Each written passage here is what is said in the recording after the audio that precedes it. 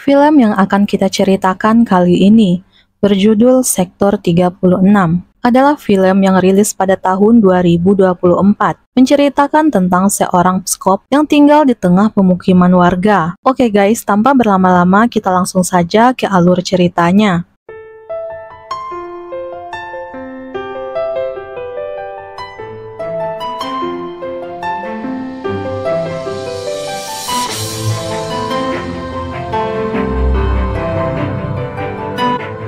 Pada tahun 2005 di Delhi, telah terjadi kasus penculikan anak-anak yang menggemparkan India, di mana seorang pria bernama Prem adalah pelaku penculikan tersebut. Prem secara brutal menghabisi korban yang ia culik tanpa rasa bersalah.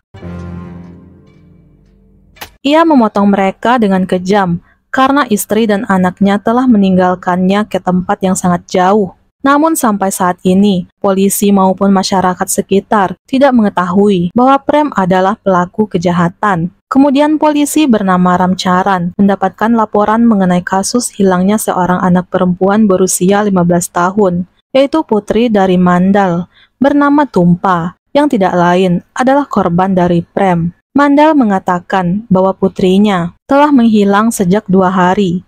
Ia meminta pihak kepolisian mencari keberadaan putrinya. Sementara itu, Charan dibantu oleh anak buahnya Valid dan Sugriya sedang menangani kasus di Camp Rajiv Sektor 36, di mana ditemukan tangan anak kecil di dalam saluran air dari kediaman Prem. Ini ditemukan oleh seorang anak laki-laki bernama Ali. Charan mencurigai Prem yang memperhatikannya dari dalam rumahnya. Namun Charan tidak menemukan bukti bahwa Prem adalah pelakunya. Charan kemudian memberikan uang kepada Ali sebagai penghargaan karena telah membantunya menyelidiki kasus hilangnya anak-anak. Sedangkan Prem memperhatikan Ali yang kemungkinan besar akan menjadi mangsa selanjutnya. Hingga di malam harinya, Ali diminta oleh orang tuanya pergi ke kedai untuk membeli telur.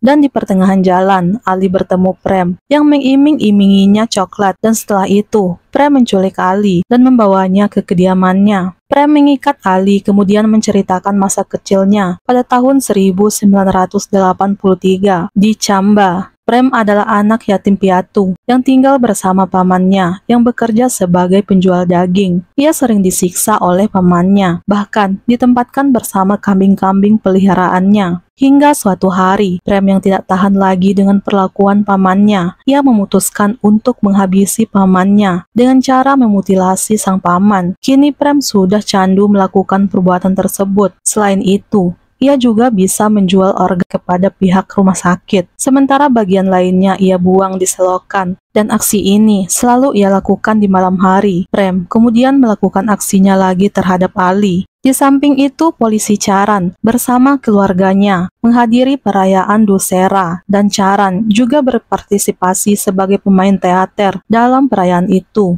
Sedangkan Prem datang ke perayaan itu untuk mencari korban selanjutnya dengan menggunakan topeng. Di saat itu, datang seorang lelaki kepada Charan yang mengadukan mengenai kasus hilangnya putrinya. Namun Charan malah tidak memperdulikan lelaki itu. Hingga lelaki itu berkata, jika seandainya putri Charan yang hilang, maka ia pasti akan merasakan bagaimana sakitnya saat seorang ayah kehilangan putrinya. Perkataan itu membuat Charan marah. Sementara itu, Prem melancarkan aksinya dengan menculik Vedu, yaitu putri dari polisi Charan. Untungnya hal itu dilihat oleh Charan. Prem meninggalkan Vedu demi bisa meloloskan diri. Charan mengejarnya, namun Prem berhasil kabur. Charan mendatangi sebuah klinik di mana putrinya dirawat, namun istrinya tidak memperbolehkan Charan menyentuh putrinya karena istrinya merasa marah kepada Charan yang mengkhianati para orang tua yang memintanya mencari anak-anak mereka yang hilang, dan bahkan kini Charan tidak bisa menjaga putrinya sendiri. Charan menyadari kesalahannya yang tidak bertanggung jawab dalam pekerjaannya. Keesokan harinya, Charan mendatangi seorang pebisnis bernama Bansi untuk menyelidiki kasus hilangnya gadis bernama Chumki, yaitu putri dari Tuan Ghosh, di mana Chumki bekerja sebagai sekretaris Bansi. Bansi mengatakan Chumki sudah 2 hari tidak masuk bekerja sebelum dinyatakan hilang. Tiba-tiba Tuan Ghosh marah dengan mengatakan bahwa Bansi telah menghancurkan harga diri putrinya. Namun pernyataan itu disanggah oleh Bansi dengan mengatakan bahwa Chumki adalah gadis sewaan yang dijual oleh ayahnya sendiri untuk bisa menghasilkan uang. Charan menyesal telah mempercayai laporan itu, bahkan ia ditegur oleh atasannya karena hal ini membuat malu Tuan Bansi. Kemudian Charan mencurigai Prem, di mana Prem berkata agar Charan menjaga putrinya dengan baik agar putrinya tidak menjadi korban selanjutnya. Kemudian Charan sampai di kantornya untuk menyelidiki kasus lain. Charan menghampiri atasannya, yaitu Inspektur Jawahar. Jawahar meminta Charan menutup kasus hilangnya anak-anak, di mana menurut Jawahar, mereka tidaklah hilang, melainkan telah dijual oleh orang tua mereka. Jawahar meminta Charan menangani kasus lain, yaitu mengenai hilangnya seorang anak dari keluarga kaya raya yang bernama Vivan Trehan, yang diculik di depan rumahnya oleh dua orang bertopeng yang mengendarai motor.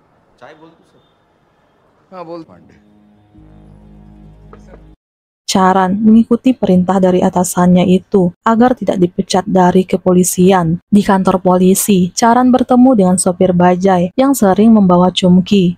Dia menemukan ponsel Chumki ada bersama si sopir bajai. Berdasarkan keterangan sopir tersebut bahwa ia telah mengantar Chumki ke kediaman Tuan Basi. Namun saat jam 2 malam, pembantu Basi yaitu Prem memberikan ponsel Chumki kepada si sopir untuk dibuang agar orang-orang mengetahui bahwa Chumki tidak pernah ada bersama Basi. Namun si sopir tidak membuang ponsel itu, bahkan ia ingin memilikinya. Itulah kenapa polisi Charan bisa menemukan ponsel itu. Charan memberitahukan hasil penyelidikannya kepada atasannya Jawahar untuk segera menangkap Prem.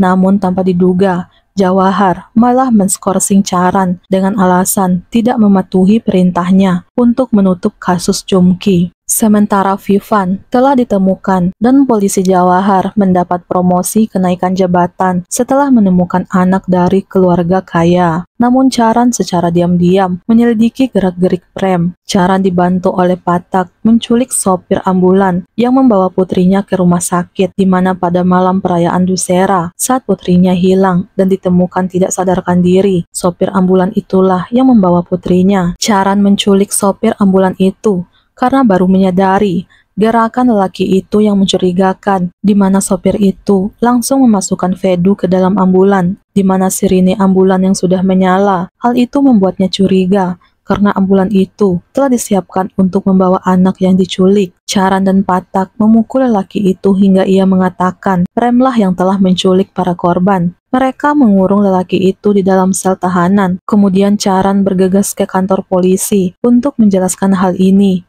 kepada atasannya yang baru yang bernama Bupen. Agar ia mendengarkan sendiri pengakuan lelaki itu, Charan membawa Bupen ke sel tempat ia mengurung sopir ambulan. Di saat mereka sampai di penjara, mereka terkejut melihat sopir ambulan itu sudah tidak ada di tempat dan ternyata ia telah diculik oleh anak buah Jawahar yang ternyata adalah kaki tangan Basi. Bupen mengatakan untuk saat ini cukup dengan keterangan sopir bajai untuk bisa menangkap Prem. Bupen ingin Prem dipenjara hari itu juga. Singkat waktu, Prem dibawa ke kantor polisi untuk diminta keterangan. Prem sendiri mengaku dialah yang menculik Vedu, putri dari Charan. Prem juga mengaku bahwa Chumki telah mati. Dia sendiri yang telah menghabisi Chumki. Hal ini ia lakukan setelah ia memanggil Chumki untuk menemaninya. Chumki menghinanya dan mengatakan bahwa ia adalah seorang lelaki yang bekerja sebagai pembantu Basi. Chumki menghina Prem yang membuatnya gelap mata, lalu menghabisinya, mencekiknya dengan sarinya sendiri. Setelah Chumki tewas, Prem sempat berhubungan dengannya. Prem juga mengaku dia memotong Chumki dan korbannya yang lain, kemudian memakan sebagian dari dagingnya, dan bagian lainnya ia buang. Ia juga mengaku menjual organ lainnya. Charan merasa marah mendengar cerita Prem. Ia menghajar Prem, kemudian memenjarakannya.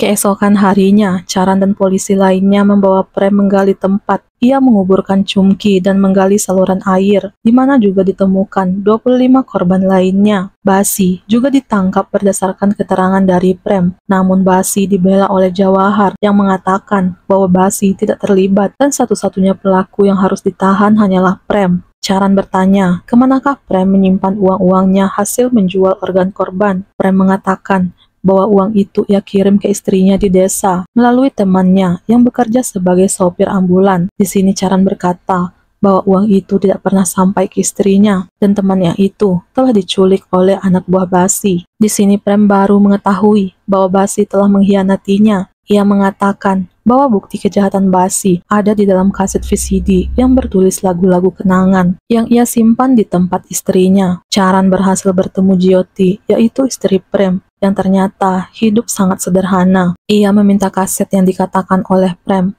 di mana ditemukan bukti kejahatan Basi dan bisnis haramnya. Di situ juga diperlihatkan video Basi bersama Chumki. Charan kembali ke kota dengan menumpang mobil yang sedang lewat untuk menuju ke terminal. Ternyata mereka semua adalah anak buah Basi. Charan dihabisi saat itu juga, kemudian membuang bukti-bukti yang dibawa Charan yang akan ia berikan kepada hakim. 6 bulan kemudian, kasus menghilangnya Charan belum terpecahkan. Teman-temannya yang bekerja di kantor seolah-olah ia ada bersama mereka. Sementara kasus menghilangnya anak-anak telah berhasil dipecahkan oleh Charan, dan film pun berakhir.